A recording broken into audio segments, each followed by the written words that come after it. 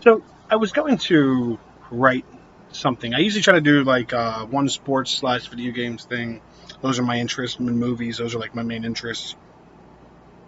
And then also I try to do like a personal blog as well, usually involving my son. A few years ago, I wrote a an article about the stigma of depression and what it's like to deal with it.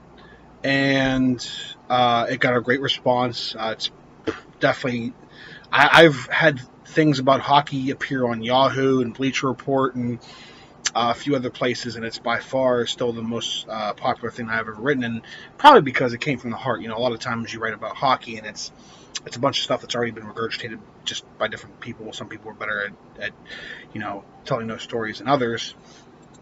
And a few weeks ago, actually, it's probably been about more than a month, about 6 weeks ago, so almost 2 months.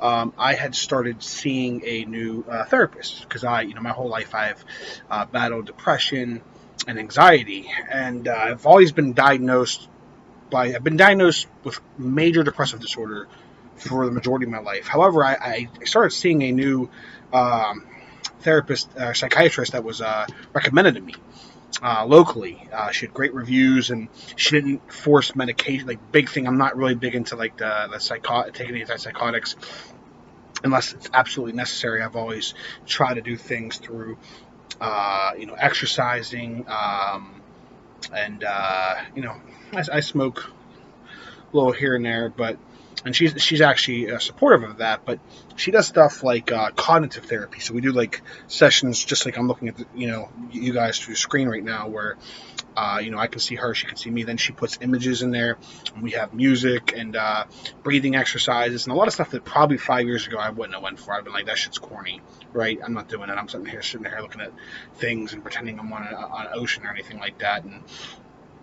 But so she actually, after 4 sessions, and I've told her everything. I have not held back, even shit that I've probably held back in the past. And she was like, "You have more symptoms of PTSD." I thought that was for people that were like at war, right? You're like a prisoner of war or in war. I didn't serve the country. I have never been in a gun battle, but I have had really fucked up things happen to me, especially my childhood. My childhood was not something that I would consider normal. I had abusive people. I've watched other people be abused. I had a grandmother that I thought. Let's put it this way. I thought like trying to kill yourself or saying you were going to kill yourself. I thought that was normal behavior as a kid. I was like, oh, that's how people deal with things. I watch people. I have mental illness runs through my family like it's we are the poster family for mental illness, depression, anxiety, and I still have those symptoms. And PTSD, depression, anxiety. Listen, they're all in the same field.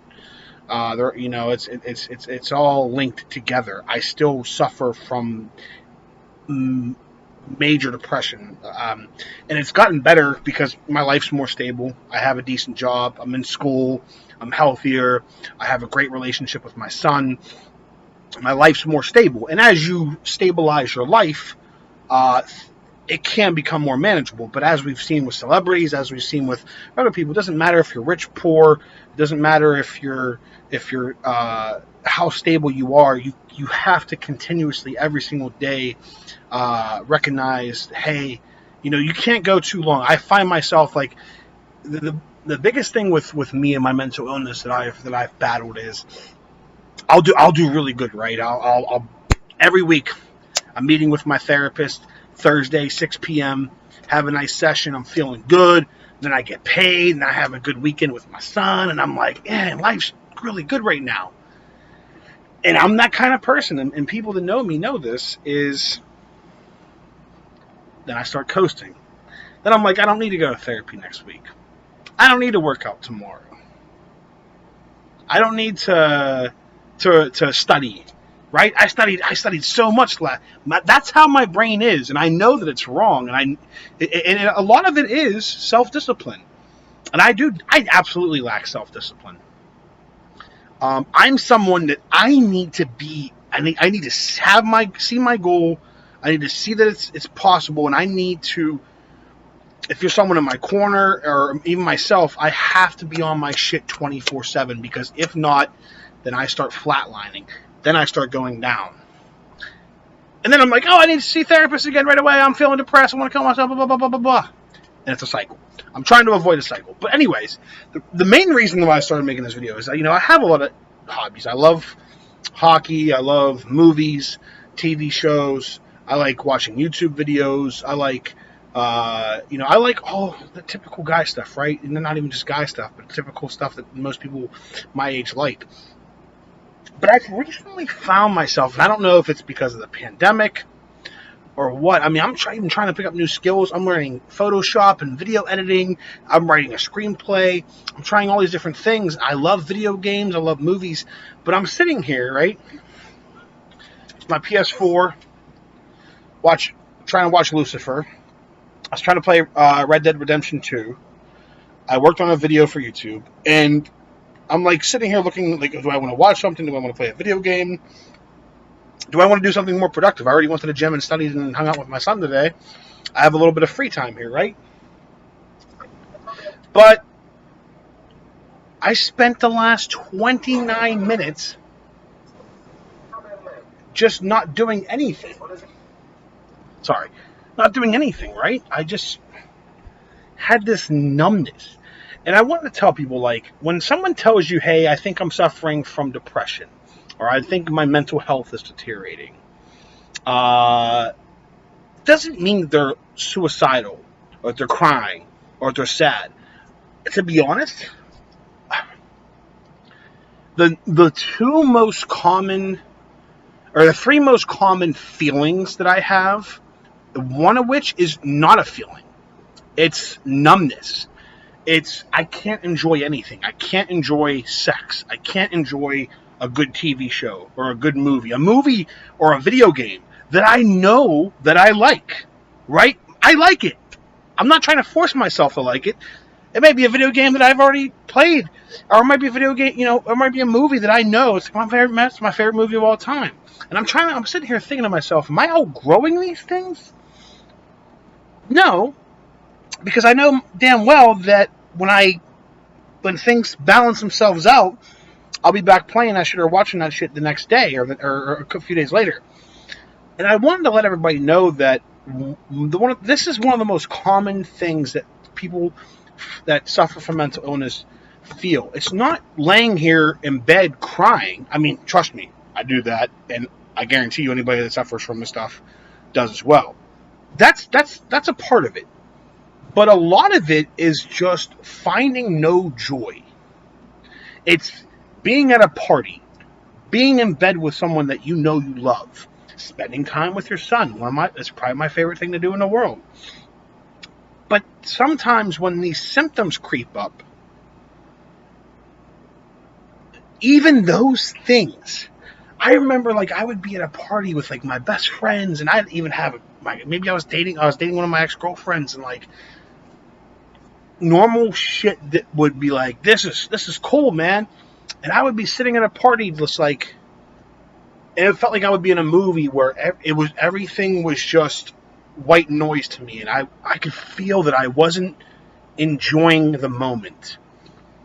What sucks about that is the next day, or 2 days later, or 3 days later, or a month later, or years later, you sit back and think about those things and you go, I wasn't able to enjoy that moment.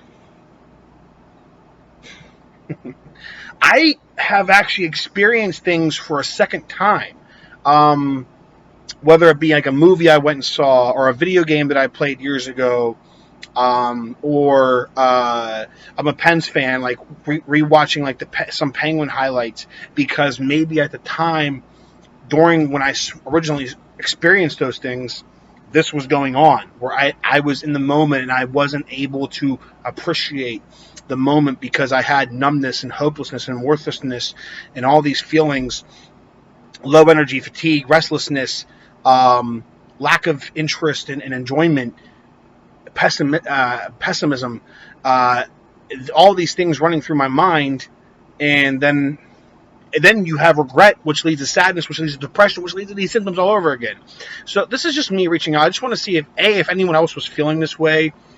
I don't know. Maybe it's the pandemic too. I know that since the pandemic, I haven't been able to appreciate and enjoy things as much as I normally do. Because I've actually had some decent things happen in my life recently.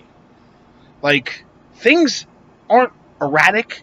I haven't been like, there's not a lot of, if anything, I have like no drama in my life. I probably have a lack of drama that's concerning because I'm kind of just like going through autopilot. Like, I work, and then I have my son, and then I have my free time when he's at his mom's, and that's probably why I'm doing that. But I was sitting here tonight, I edited a video, I was getting ready to play some video games or watch a TV show or watch a movie, and I'm just like, I'm not enjoying my time. Excessive guilt also bringing like, these are things. So A, I wanted to know if anyone else is feeling this way. B, if you are, I want to let you know that you're not alone. You can always DM me, text me, call me. I'll talk to you about this shit. And then C, I just want to let everybody know that, it will pass. Get yourself help. Know that information, research, these are things that you should look into. And you're not alone. And that there is resources out there, right? Go get the help. Stay safe. Mad Chad 412. You guys have a nice night.